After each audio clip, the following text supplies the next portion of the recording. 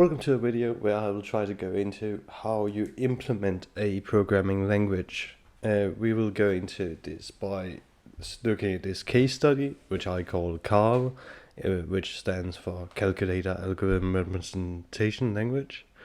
And it will basically be a language implemented in C# and using ANTLR. It will be a language for calculators. So first of all, let's look at the abstract syntax for CAL. So I'll try to go mostly into the implementation part and not as much into like the technical part of things. But here we see the abstract syntax of CAL. CAL is a very basic language for mostly calculating expressions, or purely for calculating expressions. We can see that program consists of expressions, and expressions are these different kinds of expressions that we know. So we have plus additions, we have subtraction, we have multiplication, and so on. Yes. So what does CAL do?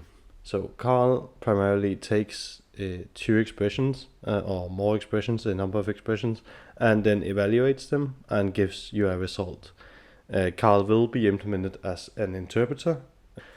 We can see here exactly what I want CAL to be doing at the end. We want 10 plus 10 to equal 20. So if we input 10 plus 10 into our program, it will give us 20 out.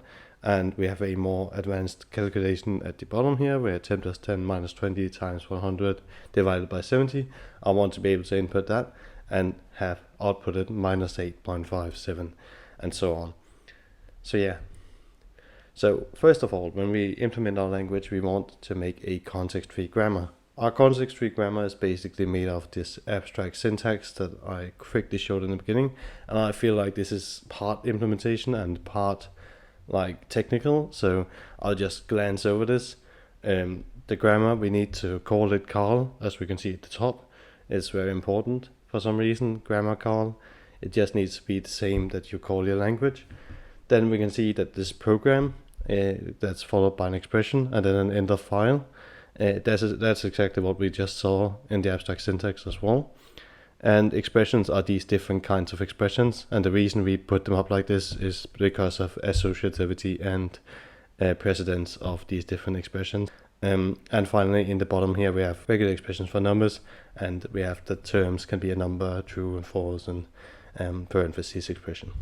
When we have made our CFG, we have to save it in this G4 file. So all of this needs to be saved in a G4 file we call CAL. Then after we save that, we can actually run this command that's shown on screen. I'll also leave it in the comments. That we have this java-jar command that we then run. We need to be in the same folder as all of these files to actually generate the base visitor, elixir, and parser, and so on. Let's get into creating the solution for our CAL language. So first of all, I use Writer, but you can use any IDE. But Writer here, you can use you can just create a console application. I will just name my solution CAL, as that's the name of our project. 8.0. I'll choose the framework Net 8.0 and the SDK 8.0. I'll not choose to create a Git repository. I'll do that later. But let's create it. We need some of the basic things that we need to make a language. For example, we need some .NET plugins. So let's just start off installing this ANTLR4 runtime. ANTLR4 runtime standard. Let's start off installing that. Nice. Then furthermore, we will need this ANTLR4.13.1 complete jar. I'll of course leave a link, download here. So here you can download this ANTLR4 jar that we will need to run the command. I don't know if I can download it. It doesn't seem so, but it seems like it. But I believe you guys will be able to download it. Or I at least hope so. I like to make like a little folder for my front end part, because there's a lot of auto-generated things. So let me just put in this complete ANTLR 4.13 jar. Then we will need a grammar for CAL. So let's just call it CAL. G4. I'll just copy paste this. We've just seen it before, so it's fine. I'll just copy paste it. And now we need to run this command. I of course need to get into the correct folder, so we'll just cd into this front-end folder we just created. I don't believe it's there. Let's cd into Carl first, and then let's cd into the front-end. Yes, and now we can run this command that we just copied, this Java jar. Yes, and we should see one Elixir parser and Vista being created in a base Vista. And this is the most important part. We just need this to be created so that we don't have to think about it. Now, the next thing we need is a to AST visitor. We need this because we need to generate, or we need to turn this parse tree that we just have gotten into a AST, and we of course need to extend our Carl base visitor, and this base visitor actually needs a node, like a result node. So what should the result of all of our nodes be? They should all inherit from the same class. So let's make a folder we call AST nodes. I believe I just called it AST here. Yeah, let's just call it AST again, it's fine. But it's just all the nodes that'll be in our AST. And then we need a general AST node, like we need an abstract AST node, as I just said, that all of the other nodes can inherit from. And this AST node can just be an abstract. I don't think it has any, it has a line number, and this is actually quite useful when you get to, like, later on, if you write a larger program, you would like to see at what line something went wrong, for example. So if you have a large 100 line program, you normally would like to know if it's at line 4 or line 200 there's an error, and there's not really a way to know this unless you exactly save the line number. So this will of course be done. We of course need an AST node for each of these expressions that we would like. We need to of course remove the precedence and ambiguity, but all of the things from here that we want to save in our abstract syntax tree, we need an AST node to do that. So all of the things from the parse tree will be removed when we create our AST. So if we don't want to save something, if we want to save a node, we need to have a AST node that it can become. So we of course need some expressions. I also have types over here. We don't need types, but we need some expressions. Let me just make a class or a folder for expressions. So now we have expressions right here, and the different types of expressions that we have that are important to save are exactly binary operations. We will just call them binary op for simplicity.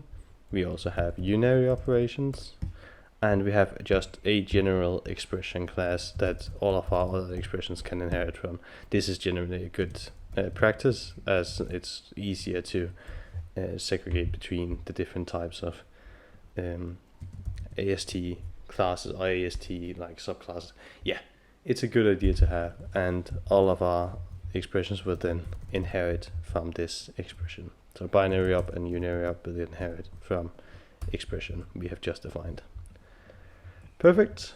Now, what do a unary operator take in? What does it need to? What data does it need to have to work? So a unary operator normally only needs some kind of literal. So a unary operator, of course, it doesn't need to be a literal. It can be an expression. But we can see that a unary expression is exactly a negation or a logic negation, or a negation of a term, which can then in turn be an expression. So what do I mean by that? Let's see an example, right? So let's say we say -3 + 4. So this in here will be like a binary expression, right? We can see that binary expression is all pluses, and all of this will be a unary expression. This will be a single operator or a single expression with an operator on the end of it. So let's just go in here. So we need an expression so that we can take in this part, and we need where did it go? And we need the operator, which is of course the minus that's in front. If there were two minuses in front, this would just be a new expression, right? So this would be the new unary expression, and then this entire thing would be also be a unary expression. So it's just fine. It'll just fit into this expression. Yes, so that's the unary operator done. Now we need the binary operator, and this was of course this part. So we need one expression and another expression, and we need some kind of like operator in between them. So let's take in our expression. Let's just call it left here, and a right expression, and an operator. And we'll just make a constructor for this binary op. And now we can, of course, just construct our binary operation and our like unary operation. Nice. One of the next things that we actually want to do is look at, I don't exactly know where it went. It went over here. Nice. Terms is the next thing that we want, because without terms we will just have infinite expressions, and there will never ever actually be a value, because all the values right now are expressions. So it will just keep on being expressions. There will never be a term is like the final value. So the term will be the 4 here, or the 3 here. That will be the term, and all of this will be the expression. And right now we have no way of saving these terms. We just save the expression, and thus it will never have a value. So under expressions we'll have a term directory, and in this term directory we will make a number. We of course need numbers because this is like a number, and a number needs to be a, what did I save numbers as? So a number is just a string, of course, and this is because it's from the input, right? So the input here will be a string. So 4 here is as a string, and then after it has been interpreted, it will then be turned into a actual number and no longer a string. We'll also make a constructor for number, just to make it a lot simpler to work with. So come on, yeah. And we'll have a Boolean category as well. Let's just call it bool. This will also inherit from expression, and yes, it understands what I mean. I can actually see that we have a term here. This might actually be a good idea to have a like term abstract class, just as expression is an abstract class, and AST node is an abstract class, and as these can then inherit from term instead, and we can then separate between terms in general and expressions in general. Nice. Then what's the last thing we have here? We have type. Type is not really necessary for our use here, so we won't do that. Perfect. So back to our 2AST visitor. We of course inherit from this base visitor that ANTLR generated. This is very useful because we can just use some of the functions that it allows us to use. So for example, visit program. We have defined that all programs need, or all of our valid programs need to have a program first that contains expressions. So of course in our parse tree we need to visit this program node. And we'll do this by creating a new program. So we'll make a node we call program. I believe that this should perhaps be, yeah, if we had a language that contained expressions as well, I would have this, or no, contained statements as well, I would have this under statements, but for now I'll just have it here because we don't have statements in our program. And our program consists of only an expression. And yeah, so that's how we make our program, and then we need to implement from Carl. And I believe, what's wrong here? I don't like the way this works, so let's just do it like this.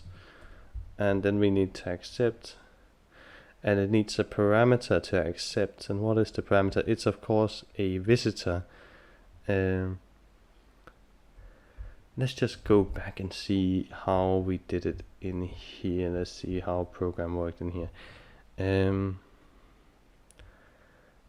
And visitor is of course this. Yeah. So let's just split this up so it doesn't happen that all in one place. Let's just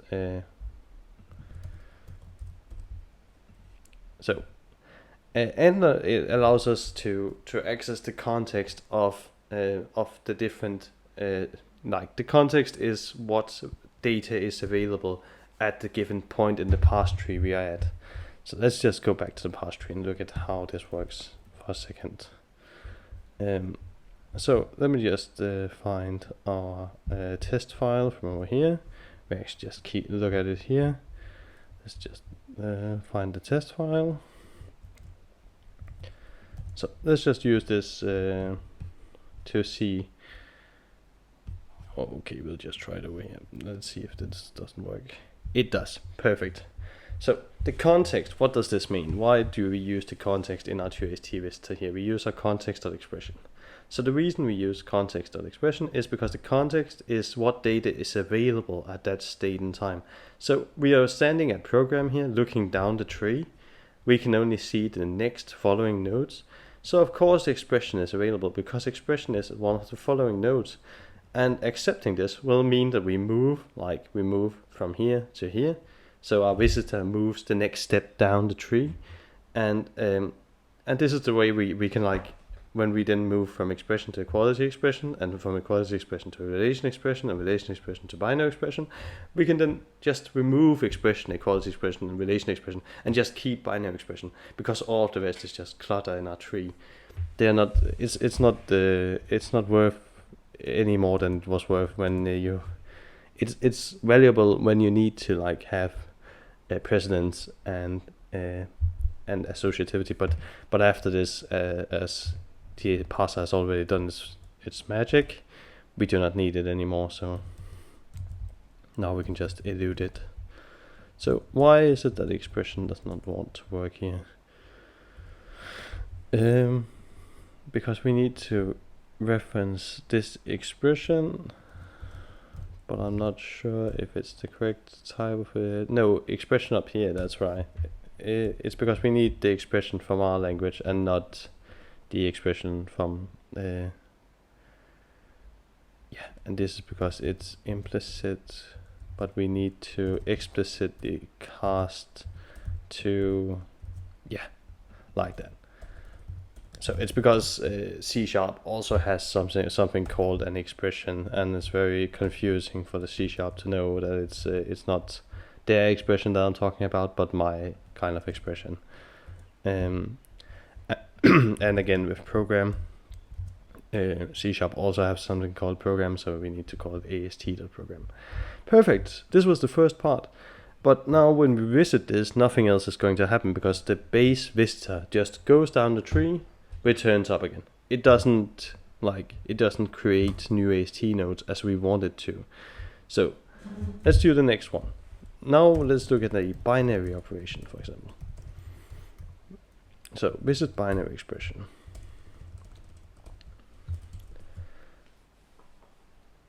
So I can just take this, but let's just go through it. What happens? Context.children. If the count is equal to 1, we return visit binary expression base. And as I just said, the base implementation of this function is just to move one step down the tree. So the base implementation would just be to visit both of the children. And if there is not, and what we exactly see here is that it's only if the children count is 1 we do this, otherwise we do something else. Because if the children count is 1, we can see here that, for example, relation expression only has one child, binary expression, which means that it's not relation expression, that's the final expression, it's binary expression, as that's the one that has 2 children. The only one that this is not true for are, of course, the unary expressions, which only always have one child. Perfect. So now we can see what is following the binary expression is exactly these multi-expressions. So we take all of the multi-expressions and put them into a list. And then finally we return a new binary expression. And this new binary expression consists of the multi-expression 0, so that's the first multi-expression right here. That would be 10. And multi-expression 1. That's not what's happening here. Let's just remove this. And multi-expression 1. And this is exactly the other expression, right? And this creates a new binary expression. And this is not, we didn't call it a binary expression, we call it a binary operator. So, like that. So now we can make binary operations. Perfect. Now we just need to implement the rest of all of these different types of terms, right? I'll just cheat and just take all of this. And of course our term needs to inherit from our term needs to inherit from expression to make this work. So perfect. Now we need to just, the final part of doing this is actually just to call the QST visitor. And before we call the QST visitor, we of course have to run ANTLR. So let's just copy this part. So we take the test file from our front-end repository. I'll just copy in the test file here. Let's just copy this in. Here we have 10 plus 10 in this test file. And then we create a char stream, and we had something called a parser error listener. We don't use that here, so let's just we can just create a parser error listener. Let's just see exactly what this is. So this just inherits from base error listener and has some errors, and we can just copy this in like so.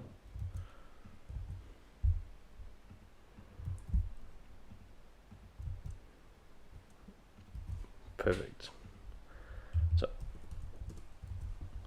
now we remove this interpreter, and this is of course because we haven't written our interpreter yet, but we can at least generate our AST. And let's just, after we've generated our AST, let's just write out what the AST is. It should be programmed, right? So now we should accept. And we get a bunch of interesting errors.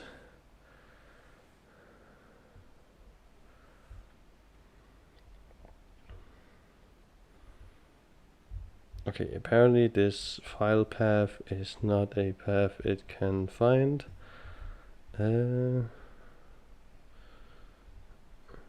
Directory not found exception. Okay, I believe this is because we need to set this test.cal to copy always, such that it copies into where the program is actually run, where the exe is.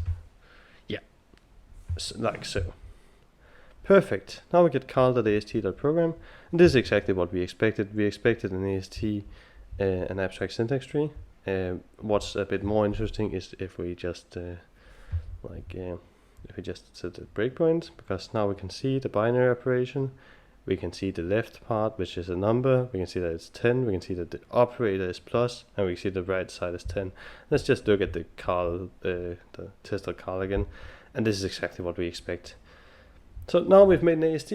We've removed all of the clutter. Like, let's just look at this again. We have all of these different kinds of expressions, and if we just go back into our program.cs file here, let's look at this AST. And there's like only one expression after program, and all of this clutter is gone. Like it's just been reduced, and this is exactly what we want from our AST. So the next part and the final part of making Carl work here is to implement the interpreter. So yeah, the interpreter. So all of our abstract syntax trees will have a program as their main node, and that program will then contain an expression. So the program will first be evaluated. We will always hit this first, kind of like in the 2AST Vista. Then the expression from the program will be evaluated. And this happens by checking what kind of expression it is. It might be a number, it might be a Boolean, it might be a unary operator, it might be a binary operator. And then we'll go through the tree. Now, not this tree exactly, not the parse tree, but the abstract syntax tree, which looks kind of like the parse tree, just with all of this like clutter removed. That's there to, as I said, make sure that associativity and precedence is correct. And all of that will be removed in the abstract syntax tree. And then we'll just evaluate all of the expressions that are within.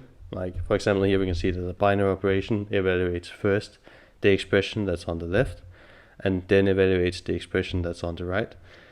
And we check if the binary operators different. We go through the operators and try to do the operations, and of course if it's division or modulus by 0, we do not want to do so, because of course we cannot divide by 0.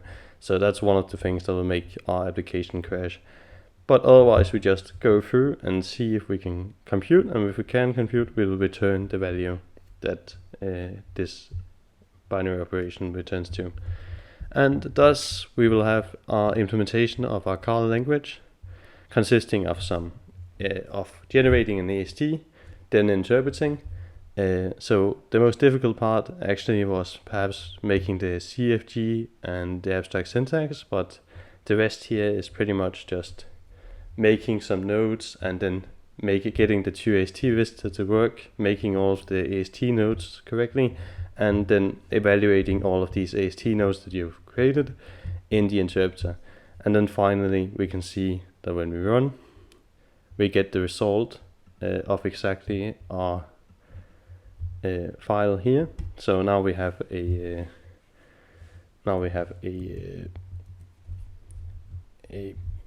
small calculator language. So we can, for example, try 10 plus 10, and we should get 20. We can also check if 10 equals 10. We should get true, perhaps. We do not. Interesting. How we do not get true, I'm not quite sure why we don't get true, but that's one of the things that you can try to fix. I'll try to get this on GitHub such that you can look through it, and hopefully this helps getting into program languages quicker, such that you can make much larger and much greater programming languages than just Carl here.